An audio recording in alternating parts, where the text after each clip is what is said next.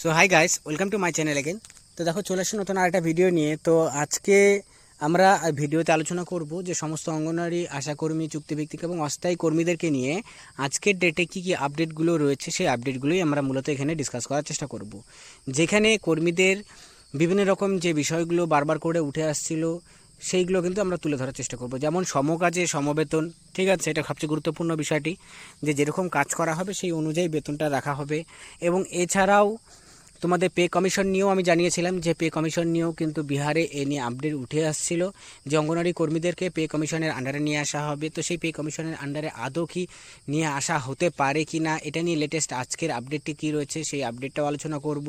এবং এছাড়াও তোমাদের বেতন বৃদ্ধি নিয়ে বা তোমাদের যে স্মার্টফোন নিয়ে, ঠিক আছে, সবচেয়ে গুরুত্বপূর্ণ বিষয় সেটা থাকছে হচ্ছে স্মার্টফোন নিয়ে, যেটা বলা হয়েছিল যে 10,000 টাকা করে দেওয়া হবে। যদিও কিনা প্রথমে 8,000 টাকা করা হয়েছিল, পরে সেটাকে বৃদ্ধি করে 10,000 টাকা করা হয়, ঠিক আছে। তো সেই 10,000 টাকা কবে থেকে দেওয়া হবে এবং অঙ্গনওয়াড়ি কর্মীদের দেওয়া হবে শুধুমাত্র এবং আশা কর্মীদের দেওয়া হবে শুধুমাত্র, নাকি হচ্ছে অঙ্গনওয়াড়ি যে হেল্পাররা রয়েছেন, কারণ হেল্পাররাও কিন্তু ইনসেন্টিভের 250 টাকা করে তারা পাচ্ছেন। তো সেই ক্ষেত্রে তাদের মধ্যেও একটা কোশ্চেন রয়েছে যে তারাও কি স্মার্টফোনের জন্য সেই টাকাটা পাবেন কি না, সেটাও আমরা ভিডিওতে কিন্তু আলোচনা করার চেষ্টা করব। লেটেস্ট যে আপডেটগুলো রয়েছে, তো আজকের ডেটে আপডেটগুলো সেগুলো আমরা ভিডিওতে ডিটেলসে আলোচনা করব।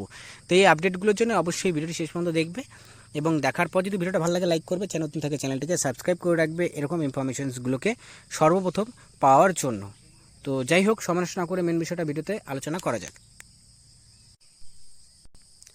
তো প্রথম যে আপডেটটা সেটা হচ্ছে যে পে কমিশন নিয়ে, ঠিক আছে, যে পে কমিশন নিয়ে কর্মীদের কি পে কমিশনের আন্ডারে আনা হবে কি। দেখো, এখনই কিন্তু পে কমিশনের আন্ডারে যেটা লেটেস্ট আপডেট অনুযায়ী জানা যাচ্ছে যে এখনই কর্মীদের নিয়ে আসা হবে না। যদিও কিনা এটা বিহারে আপডেটটা উঠে এসেছিল এবং এটা নিউজ পেপারের মধ্যেও কিন্তু এই আর্টিকেলসটা এসেছিল, যেখানে বলা হয়েছিল যে কর্মীদেরকে পে কমিশনের আন্ডারে নিয়ে আসা হবে। কিন্তু বিহারেও এখনও পর্যন্ত কিন্তু এটা নিয়ে কোনো রকম আপডেটটা এরপর থেকে আসেনি, ঠিক আছে। হ্যাঁ, এখান থেকে এই বিষয়টা আমরা ক্লিয়ার হতে পারি যে ভবিষ্যতে, ঠিক আছে, ভবিষ্যতে বলতে কি এই 1-2 বছর পর হলে পরেও কিন্তু এখানে পে কমিশনের আন্ডারে কর্মীদেরকে নিয়ে আসা হতে পারে, মানে আইসিডি ডিপার্টমেন্টটাকে। এখন পে কমিশনের আন্ডারে আসলে পরে কর্মীদের বেনিফিটটা কি, এটাই সবচেয়ে গুরুত্বপূর্ণ বিষয়টি। তো দেখো, পে কমিশনের আন্ডারে যখনই আসবে তখন কিন্তু যে পে কমিশন অনুযায়ী যে একটা স্যালারি স্ট্রাকচার আছে, সেই স্ট্রাকচারের মধ্যে কিন্তু কর্মীরা পড়ে যাবে।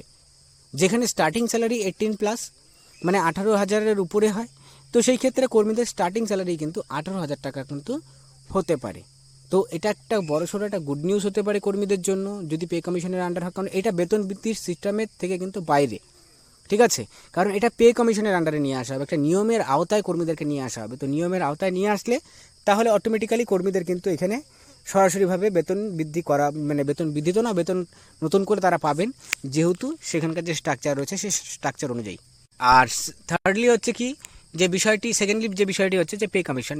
তো আমি বলে দিলাম তোমাদেরকে পার্মানেন্ট নিয়ে। তো দেখো, কিছুদিন আগে তোমরা দেখেছিলে, আজ থেকে 1-1.5 বছর আগে, যে উড়িষ্যা সরকারের তরফ থেকে বলা হয়েছিল যে কর্মীদেরকে স্থায়ীকরণ দেওয়া হবে, ঠিক আছে। এটা নিয়ে বিভিন্ন রকম নিউজ পেপার, তারপর তোমাদের হচ্ছে খবরের চ্যানেল, এগুলোতেও কিন্তু এই বিষয় নিয়ে আপডেট উঠে আসছিল। আমরা অবশ্যই তোমরা ফলো করেছিলে সেই নিউজটাকে। তো সেই ক্ষেত্রে কিন্তু এখন রিসেন্টলি উড়িষ্যাতে সরকার চেঞ্জ হয়েছে। তো এখন সেই সরকার সেটা ইমপ্লিমেন্ট করে কি না, যে আগের যে সরকার যেটা করে গিয়েছিল সেটাই কিন্তু দেখা রয়েছে, কারণ এখনও পর্যন্ত সেখানে কিন্তু এটা এখনও পর্যন্ত ইমপ্লিমেন্ট হয়নি। তো সেটাই অবশ্যই দেখার রয়েছে। আর এছাড়াও কর্মীদের যে নেক্সট আপডেটটি রয়েছে স্মার্টফোন নিয়ে। তো দেখো, স্মার্টফোন কিন্তু আমি প্রথমত বলে দিচ্ছি, যেটা লেটেস্ট আপডেট অনুযায়ী, আমার কথা বলাতে কোনো কিছু যায় আসে না। সেই ক্ষেত্রে অঙ্গনওয়াড়ি হেল্পারদের কিন্তু স্মার্টফোন দেওয়া হবে না কোনোভাবে করে, কিন্তু নোটিফিকেশন থেকে শুরু করে কোনো জিনিসেই কিন্তু এটা বলা